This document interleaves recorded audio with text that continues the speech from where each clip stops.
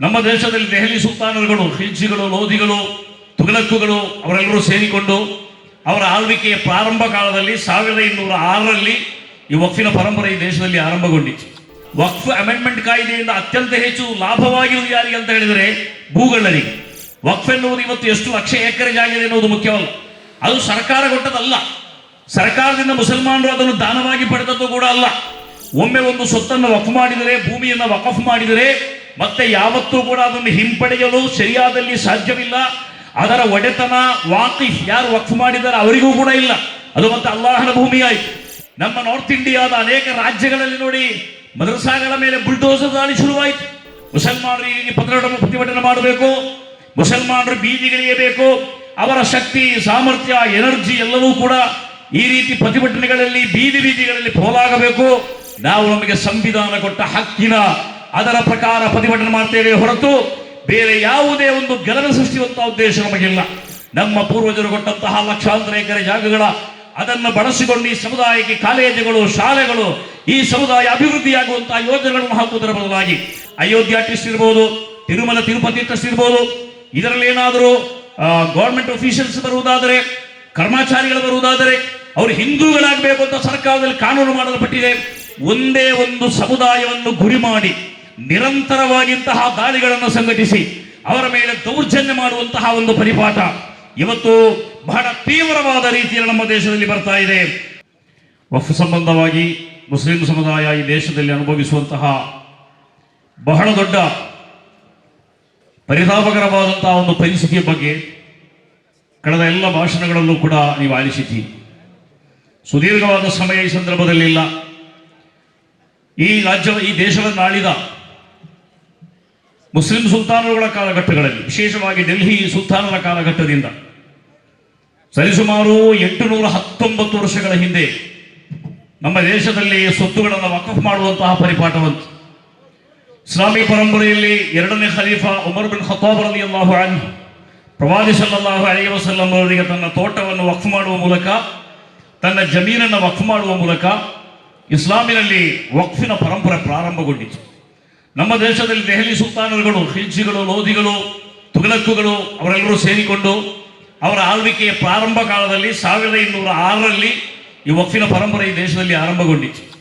ಅನಂತರದ ಕಾಲಘಟ್ಟಗಳಲ್ಲಿ ಲಕ್ಷಾಂತರ ಎಕರೆ ಜಾಗಗಳು, ಜಮೀನುಗಳು ಮುಸ್ಲಿಂ ಉಮ್ಮತ್ತಿನ, ಮುಸ್ಲಿಂ ಕಮ್ಯುನಿಟಿಯ ಅಭಿವೃದ್ಧಿಗಾಗಿ ವಕಫ್ ಮಾಡಲಾಯಿತು. ಮುಖ್ಯವಾಗಿ ಅದರಲ್ಲಿ ಧಾರ್ಮಿಕವಾದ ವಿಚಾರಗಳು, ವ್ಯಕ್ತಿ ಸಂಬಂಧವಾದಂತಹ ಕಾರ್ಯಗಳು, ಮುಸ್ಲಿಂ ಸಮುದಾಯದ ಏಳಿಗೆಗೆ ಸಂಬಂಧಪಟ್ಟ ಕಾರ್ಯಗಳಿಗಾಗಿ ವಕಫ್ ಮಾಡಲಾಯಿತು. ಆ ಕಾಲಘಟ್ಟಗಳಲ್ಲಿ ಡಾಕ್ಯುಮೆಂಟೇಶನ್ ಸಿಸ್ಟಮ್ ಸರಿಯಾಗಿಲ್ಲದ ಕಾರಣ ಎಲ್ಲವೂ ಕೂಡ ದಾಖಲೆಗಳ ಆಧಾರದಲ್ಲಿ ಬರುವಂತಹ ಒಂದು ಪರಿಸ್ಥಿತಿಯಲ್ಲಿ ಇರಲಿಲ್ಲ. ನಂತರದ ಕಾಲಘಟ್ಟಗಳಲ್ಲಿ ಈ ದೌರ್ಬಲ್ಯವನ್ನೇ ಕಂಡುಕೊಂಡು ಅನೇಕ ಧನಿಗಳು, ಭೂಗಳ್ಳರು ಮುಸ್ಲಿಂ ಸಮುದಾಯದ ವಕ್ಫ್ ಸ್ವತ್ತುಗಳನ್ನು ಸ್ವಾಧೀನ ಮಾಡುವಂತಹ ಪ್ರಯತ್ನಗಳನ್ನು ಮಾಡಿದರು. ಅನಂತರ ಕಾಲಘಟ್ಟಗಳಲ್ಲಿ ಅವರು ಅದರ ಮೇಲೆ ವ್ಯಾಜ್ಯಗಳನ್ನು ಎದುರಿಸುವಂತಹ ಸನ್ನಿವೇಶ ಬಂತು. ಇದೀಗ ವಕ್ಫ್ ಅಮೆಂಡ್ಮೆಂಟ್ ಕಾಯ್ದೆಯಿಂದ ಅತ್ಯಂತ ಹೆಚ್ಚು ಲಾಭವಾಗಿರುವುದು ಯಾರಿಗೆ ಅಂತ ಹೇಳಿದರೆ ಭೂಗಳ್ಳರಿಗೆ. ಆ ಭೂಗಳ್ಳರು ಏನ್ ಮಾಡಿದ್ದಾರೆ, ಲಕ್ಷಾಂತರ ಸಾವಿರಾರು ಎಕರೆ ಭೂಮಿಗಳನ್ನು ವಶಪಡಿಸಿಕೊಂಡು ಅವರ ಔದ್ಯಮಿಕ ಸಾಮ್ರಾಜ್ಯವನ್ನಲ್ಲಿ ಕಟ್ಟಿಕೊಂಡು ಅವರು ಮತ್ತು ಅವರ ನೂರಾರು ತಲೆಮಾರುಗಳಿಗೆ ಅಗತ್ಯವಾಗುವಷ್ಟು ಕಾಲಗಳಲ್ಲಿ ಬಾಳುವಂತಹ ಸಂಪತ್ತನ್ನು ಶೇಖರಿಸಿಟ್ಟುಕೊಂಡು ಆರಾಮವಾಗಿ ಬಾಳುವಂತಹ ಸನ್ನಿವೇಶಗಳಲ್ಲಿ ಅವರ ಮೇಲೆ ಮಧ್ಯೆ ಏನಾದರೂ ವಕಫಿನ ನಿಯಮಗಳು ಬಂದು, ಅದು ನಮ್ಮ ಜಾಗ ಅಂತ ಹೇಳುವಂತಹ ಪರಿಪಾಠಗಳು ಬಂದು ಅವರಿಗೆ ಇರುಸುಮುರುಸಾಗುವಂತಹ ಸನ್ನಿವೇಶಗಳು ಬರುವುದನ್ನು ತಪ್ಪಿಸಲು ಯೋಚಿತವಾಗಿ ಈ ವಕ್ಫ್ ಅಮೆಂಡ್ಮೆಂಟ್ ಬಿಲ್ಲಿನ ಹಿಂದೆ ಹಲವಾರು ಕಾಣದ ಕೈಗಳು ಕಾರ್ಯಾಚರಣೆ ಮಾಡಿದಂತೆ ಹೇಳಲಿಕ್ಕೆ ಈ ಸಂದರ್ಭವನ್ನು ನಾನು ಬಳಸ್ತಾ ಇದ್ದೇನೆ. ಸಹೋದರೇ, ನಾವು ಗಮನಿಸಬೇಕು, ವಕ್ಫ್ ಎನ್ನುವುದು ಇವತ್ತು ಎಷ್ಟು ಲಕ್ಷ ಎಕರೆ ಜಾಗ ಇದೆ ಎನ್ನುವುದು ಮುಖ್ಯವಲ್ಲ, ಅದು ಸರ್ಕಾರ ಕೊಟ್ಟದಲ್ಲ, ಸರ್ಕಾರದಿಂದ ಮುಸಲ್ಮಾನರು ಅದನ್ನು ದಾನವಾಗಿ ಪಡೆದದ್ದು ಕೂಡ ಅಲ್ಲ, ಸರ್ಕಾರ ತಮ್ಮ ಕರುಣೆಯ ಹಸ್ತವಾಗಿ ಸಮುದಾಯಕ್ಕಾಗಿ ನೀಡಿದ್ದಲ್ಲ, ಅದು ನಮ್ಮ ಪೂರ್ವಜರು ನೀಡಿದ್ದಾರೆ. ವಕ್ಫ್ ಒಮ್ಮೆ ಮಾಡಿದರೆ ಅದು ಕಾಲಗಳಲ್ಲಿ ವಕ್ಫ್ ಎನ್ನುವುದು ಮುಸಲ್ಮಾನರ ನಂಬಿಕೆ. ಎಲ್ಲ ಇಸ್ಲಾಮಿ ಶರಿಯಾ ಗ್ರಂಥಗಳಲ್ಲಿ ವಕ್ಫಿನ ಬಗ್ಗೆ ಬಹಳ ಸ್ಪಷ್ಟವಾದ ಉಲ್ಲೇಖಗಳನ್ನು ಕಾಣಲಿಕ್ಕೆ ಸಾಧ್ಯವಾಗಬಹುದು. ಒಮ್ಮೆ ಒಂದು ಸ್ವತ್ತನ್ನು ವಕ್ಫ್ ಮಾಡಿದರೆ, ಭೂಮಿಯನ್ನು ವಕಫ್ ಮಾಡಿದರೆ ಮತ್ತೆ ಯಾವತ್ತೂ ಕೂಡ ಅದನ್ನು ಹಿಂಪಡೆಯಲು ಸರಿಯಾದಲ್ಲಿ ಸಾಧ್ಯವಿಲ್ಲ. ಅದರ ಒಡೆತನ ವಾಕಿಫ್ ಯಾರು ವಕ್ಫ್ ಮಾಡಿದ್ದಾರೆ ಅವರಿಗೂ ಕೂಡ ಇಲ್ಲ. ಅದು ಮತ್ತೆ ಅಲ್ಲಾಹನ ಭೂಮಿ ಆಯಿತು. ಇಂತಹ ಅಲ್ಲಾಹನ ಭೂಮಿಯನ್ನು ಈ ಸಮುದಾಯದ ಮದರಸಕ್ಕೆ, ಮಸೀದಿಗೆ, ದರ್ಗಕ್ಕೆ, ಕಬ್ರಸ್ಥಾನಗಳಿಗೆ ಮುಂತಾದ ಅಗತ್ಯಗಳಿಗಾಗಿ ವಹಿಸುವುದನ್ನು ಬಿಟ್ಟು ಅವುಗಳನ್ನು ಇವತ್ತು ನಮ್ಮ ಕೈಯಿಂದ ಕಸಿಯುವಂತಹ ಪ್ರಯತ್ನಗಳು ಬಂತು. ಒಂದು ಕಾಯ್ದು ಒಂದು ಬಿಲ್ ಅಲ್ಲಿ ಆಕ್ಟ್ ಆಯಿತು ಅಂತ ಆದ ಅದೇ ಸಂದರ್ಭಗಳಲ್ಲಿ ನಮ್ಮ ನಾರ್ತ್ ಇಂಡಿಯಾದ ಅನೇಕ ರಾಜ್ಯಗಳಲ್ಲಿ ನೋಡಿ ಮದರಸಾಗಳ ಮೇಲೆ ಬುಲ್ಡೋಸರ್ ದಾಳಿ ಶುರುವಾಯಿತು. ಮದರಸೆಗಳ ಮೇಲೆ ನಿರಂತರವಾಗಿ ದಮನಕಾರಿ ಕಾರ್ಯಾಚರಣೆಗಳು ಸಾಧ್ಯವಾಯಿತು.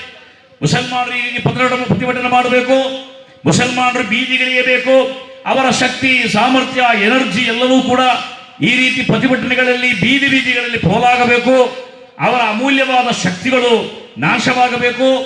ಆ ಮೂಲಕ ಯೋಜಿತವಾದ ಗಲಭೆಗಳನ್ನು ಕೆಲವರು ಸೇರಿಕೊಂಡು ಸೃಷ್ಟಿ ಮಾಡಿ ಮುಸ್ಲಿಂ ಯುವಕರನ್ನು ನಿರಂತರವಾಗಿ ಪೊಲೀಸ್ ಸ್ಟೇಷನ್ಗೆ ಕೋರ್ಟಿಗೆ ಅಲೆಯುವಂತೆ ಮಾಡಬೇಕು, ಸಾಧ್ಯವಾದವರನ್ನು ಎನ್ಕೌಂಟರ್ ಮಾಡಿ ಕೊಲ್ಲಬೇಕು.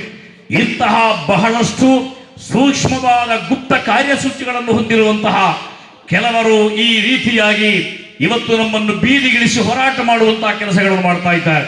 ನಾನು ಕೂಡ ಹೇಳುವುದಿಷ್ಟೇ, ಮುಸ್ಲಿಂ ಸಮುದಾಯಕ್ಕೆ ಬಹಳಷ್ಟು ಜವಾಬ್ದಾರಿಯುತವಾಗಿ ಸಂವಿಧಾನ, ಈ ದೇಶ ಕಂಡ ಸಂವಿಧಾನ, ಈ ದೇಶದಲ್ಲಿರುವ ಎಲ್ಲ ವ್ಯಕ್ತಿಗಳನ್ನು, ವಸ್ತುಗಳನ್ನು, ಜಾತಿಗಳನ್ನು, ಎಲ್ಲರಿಗೆ ಸಂಬಂಧಪಟ್ಟವಾದ ವಿಚಾರಗಳನ್ನು ಒಳಗೊಳ್ಳುವಂತಹ ಒಂದು ಸಂವಿಧಾನವಾಗಬೇಕು.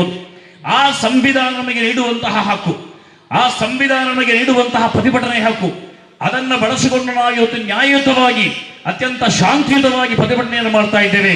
ಸಹೋದರರೇ, ಈ ಪ್ರತಿಭಟನೆಯ ಕಾರಣದಿಂದ ನಮ್ಮ ಶಬ್ದವನ್ನು ನಮ್ಮ ಧ್ವನಿಗಳು ಗಮನಿಸಬೇಕು.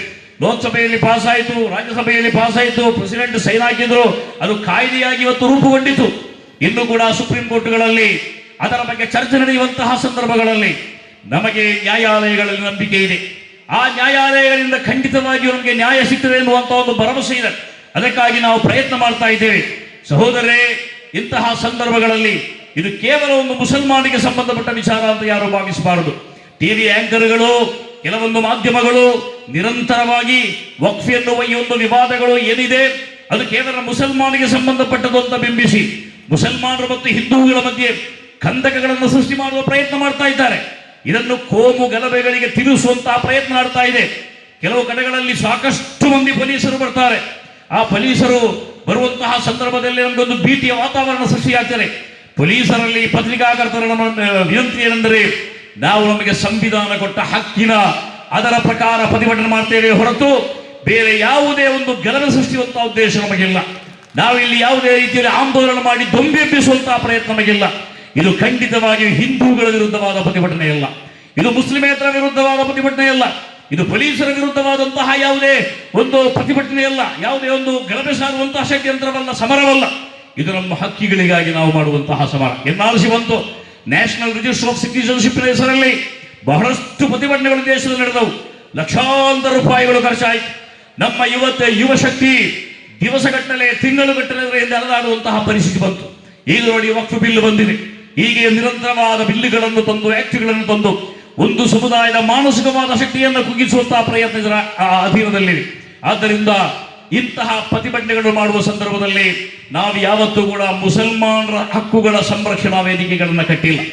ಇಲ್ಲೂ ಕೂಡ ನಾಗರಿಕರ ಹಕ್ಕನ್ನು ಸಂರಕ್ಷಣೆ ಮಾಡುವಂತಹ ಒಂದು ಹೆಸರನ್ನು ನಾವು ಸಂಘಟಿಸ್ತಾ ಇದ್ದೇವೆ. ಉಪ್ಪಿನಂಗಡಿಯಲ್ಲಿ ನಾಗರಿಕ ಹಕ್ಕುಗಳ ಸಂರಕ್ಷಣೆ, ಎಲ್ಲ ಕಡೆಗಳಲ್ಲೂ ಕೂಡ ಇದನ್ನೇ ನಾವು ಮಾಡ್ತಾ ಇದ್ದೇವೆ. ಯಾಕೆಂತ ಹೇಳಿದರೆ, ಈ ದೇಶದಲ್ಲಿರುವ ದುರ್ಬಲರ ಮೇಲೆ ಪ್ರಬಲರ ದಾಳಿಗಳು ಅದೆಷ್ಟೋ ಕಾಲಗಳಿಂದ ಆರಂಭಗೊಂಡಿದೆ. ಆದ್ದರಿಂದ ದುರ್ಬಲರು ಯಾರಿದ್ದಾರೆ, ದಮನಿತರು ಯಾರಿದ್ದಾರೆ, ದಲಿತರು ಯಾರಿದ್ದಾರೆ, ಹಿಂದುಳಿದವರು ಯಾರಿದ್ದಾರೆ, ನಿರಂತರವಾಗಿ ಪ್ರಭುಗಳಿಂದ ದೌರ್ಜನ್ಯಕ್ಕೊಳಗಾಗದವರು ಯಾರಿದ್ದಾರೆ, ಅವರೆಲ್ಲರೂ ಕೂಡ ಒಟ್ಟು ಸೇರಿಕೊಂಡು ಇದೊಂದು ನಿಮಿತ್ತ ಮಾತ್ರ ವಕ್ಫ್ ಎನ್ನುವುದು. ಆದ್ದರಿಂದ ಇದರ ಹಿಂದಿರುವಂತಹ ಆ ಒಂದು ದುಷ್ಟ ಯೋಚನೆಗಳನ್ನು ಅರ್ಥ ಮಾಡಿ ಇದನ್ನು ಸಂಪೂರ್ಣವಾಗಿ ಪರಾಭವಗೊಳಿಸಲಿಕ್ಕೆ ನಮ್ಮಿಂದ ಸಾಧ್ಯವಾಗಬೇಕು.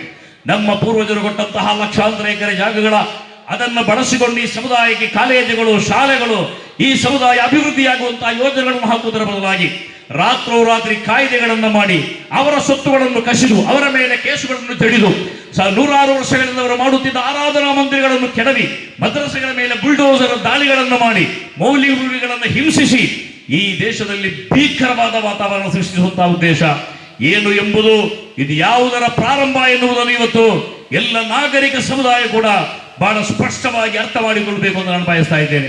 ಹೊಸ ಕಾಯ್ದೆಯಲ್ಲಿ 12 ಮಂದಿ ನಾನ್ ಮುಸಲ್ಮಾನರಾಗುವಂತ ಅವಕಾಶ ಇದೆಯೇ? ನಮ್ಮ ಸ್ಟೇಟ್ ವಕ್ಫ್ ಬೋರ್ಡ್ 11 ಮಂದಿಯಲ್ಲಿ 4 ಮಂದಿ ಮಾತ್ರ ಮುಸಲ್ಮಾನರಾಗಲಿಕ್ಕೆ ಚಾನ್ಸು.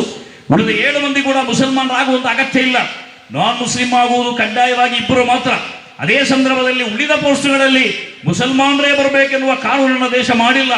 ಅದು ಯಾಕೆ ಅಂತ ಹೇಳಿದರೆ ಅಲ್ಲೂ ಕೂಡ MP ಗಳನ್ನು ಆಯ್ಕೆ ಮಾಡುವಾಗ, MLAಗಳನ್ನು ಆಯ್ಕೆ ಮಾಡುವಾಗ, ಉಳಿದ ಪ್ರತಿನಿಧಿಗಳನ್ನು ಆಯ್ಕೆ ಮಾಡುವಾಗ ಅಲ್ಲಿ ಮುಸಲ್ಮಾನರು ಬರಬೇಕು ಅಂತ ಕಡ್ಡಾಯ ಇಲ್ಲ. ವಕಫ್ ಬೋರ್ಡ್ ಅನ್ನು, ವಕ್ಫ್ ಕೌನ್ಸಿಲ್ ಅನ್ನು ನಾವು ಅಲ್ಲಿ ಅಲ್ಪಸಂಖ್ಯಾತರಾಗಿ ಕಾನೂನು ಪ್ರಕಾರ ನಮ್ಮ ಸ್ವತ್ತುಗಳು ಅನ್ಯಾಧೀನವಾಗುವಂತಹ ನಿರಂತರವಾದ ಪ್ರಕ್ರಿಯೆಗಳು ಈ ದೇಶ ನಡೀತಾ ಇದೆ. ಆದ್ದರಿಂದ ಸಹೋದರಿ, ನಾವು ಯೋಚನೆ ಮಾಡಿ ನೋಡಿ, ಇಂತಹ ಒಂದು ಸನ್ನಿವೇಶಗಳು ಕಾಶಿ ವಿಶ್ವನಾಥ ಟೆಂಪಲ್ ಇರ್ಬೋದು, ಅಯೋಧ್ಯ ಟ್ರಸ್ಟ್ ಇರ್ಬೋದು, ತಿರುಮಲ ತಿರುಪತಿ ಟ್ರಸ್ಟ್ ಇರ್ಬೋದು, ಇದರಲ್ಲಿ ಏನಾದರೂ ಗೌರ್ಮೆಂಟ್ ಅಫಿಷಿಯಲ್ಸ್ ಬರುವುದಾದರೆ, ಕರ್ಮಚಾರಿಗಳು ಬರುವುದಾದರೆ ಅವರು ಹಿಂದೂಗಳಾಗಬೇಕು ಅಂತ ಸರ್ಕಾರದಲ್ಲಿ ಕಾನೂನು ಮಾಡಲ್ಪಟ್ಟಿದೆ. ಈ ಕಾನೂನಿಗೆ ನಾವು ವಿರುದ್ಧವಲ್ಲ. ಅದೇ ಸಂದರ್ಭದಲ್ಲಿ ವಕ್ಫ್ ಬೋರ್ಡಲ್ಲಿ ನಾನ್ ಮುಸಲ್ಮಾನರು ಬಂದರೆ ಬಹಳ ದೊಡ್ಡ ಒಂದು ಗಲಭೆ ಆಗ್ತದ ಅಭಿಪ್ರಾಯ ಕೂಡ ನಮಗಿಲ್ಲ. ಆದರೆ ನಾನು ಹೇಳುವ ದಿವಸ ಒಂದೇ ಒಂದು ಸಮುದಾಯವನ್ನು ಗುರಿ ಮಾಡಿ ನಿರಂತರವಾಗಿಂತಹ ದಾಳಿಗಳನ್ನು ಸಂಘಟಿಸಿ ಅವರ ಮೇಲೆ ದೌರ್ಜನ್ಯ ಮಾಡುವಂತಹ ಒಂದು ಪರಿಪಾಠ ಇವತ್ತು ಬಹಳ ತೀವ್ರವಾದ ರೀತಿಯಲ್ಲಿ ನಮ್ಮ ದೇಶದಲ್ಲಿ ಬರ್ತಾ ಇದೆ. ಅದನ್ನು ನಾವು ಎಲ್ಲ ಅರ್ಥದಲ್ಲೂ ಕೂಡ ಖಂಡಿಸ್ತಾ ಇದ್ದೇವೆ.